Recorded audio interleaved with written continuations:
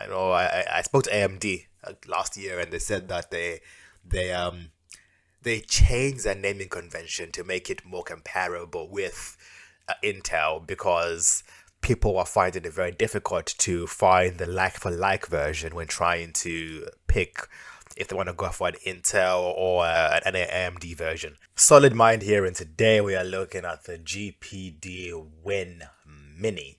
Should you buy this in 2025? As well. The GPD Win Mini is not a laptop and it's not a handheld. It does look like a laptop. It looks like a DS with a QWERTY keyboard. It's a hybrid. All of the benefits of a clamshell, all of the benefits of a small form factor, and the power to run the newest PC games with the Ryzen 8840U processor. This is probably the most unique handheld that I've had a chance to review.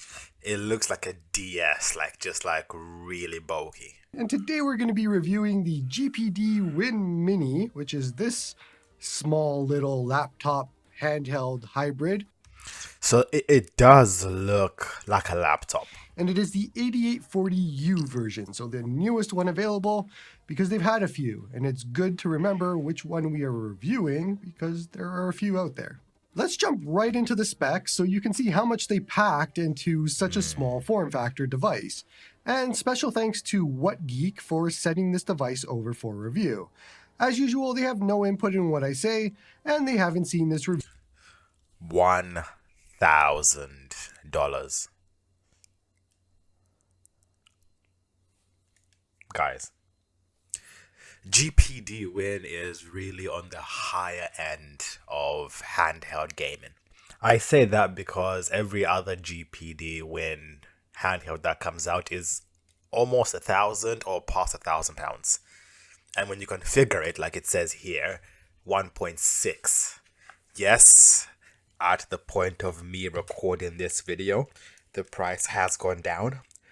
But this still cost more than the Legion Go, which is coming out.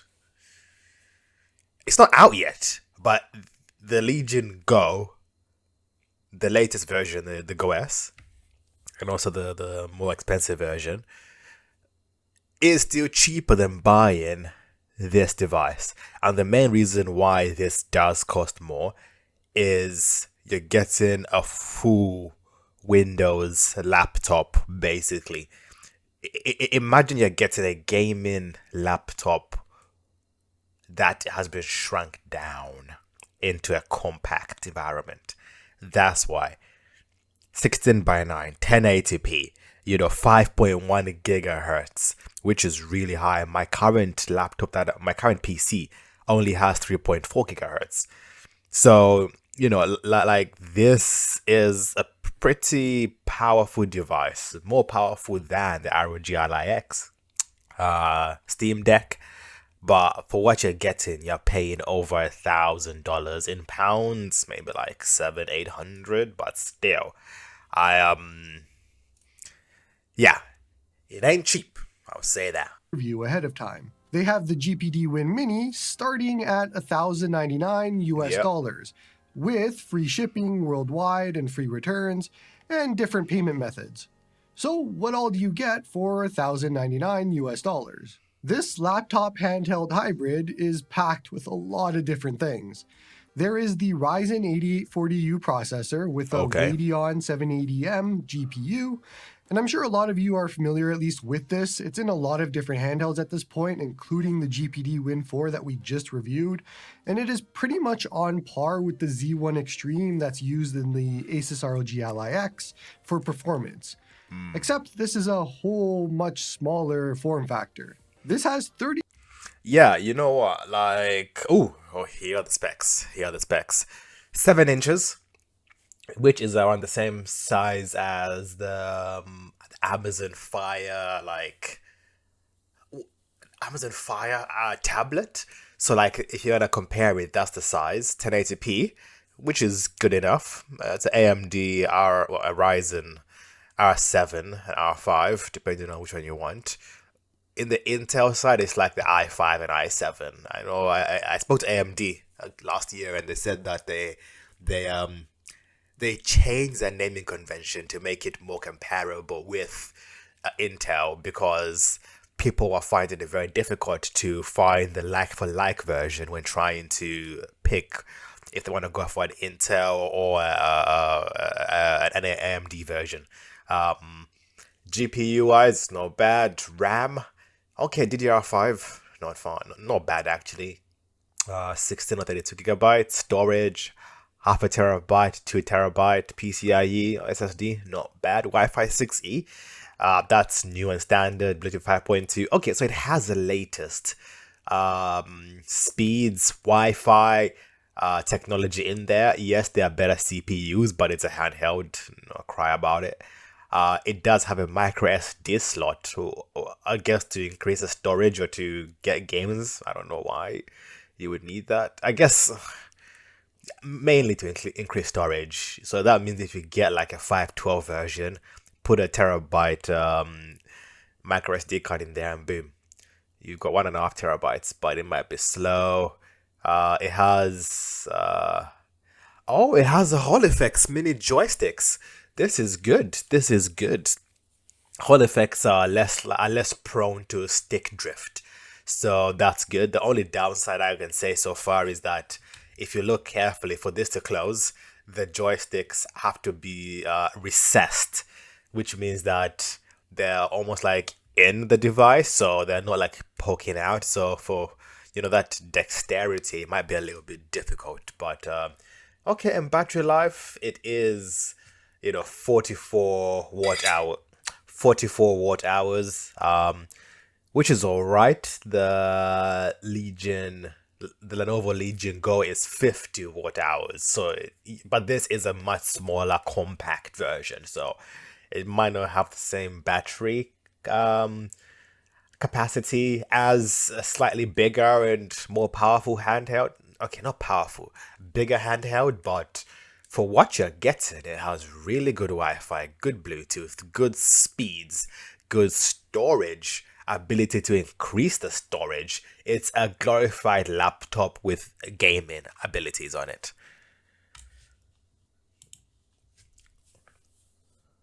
Oh, Here's my thoughts of the GPD Win 4. I like that. I like the middle section. Is here, and besides the GPD Win 4, which it was something that you had to slide up to get to, it is right in your face. You can touch any key you want. You can play with it, do whatever you want. And that makes it so much easier to use than the Win 4 was. But I won't say that you could write the next great American novel on this. It is still a smaller keyboard in a very small way. And so I found it being very useful for very quick hotkeys. If I wanted to do Windows key and D to get to the desktop. Oh, the peripherals at the back are good.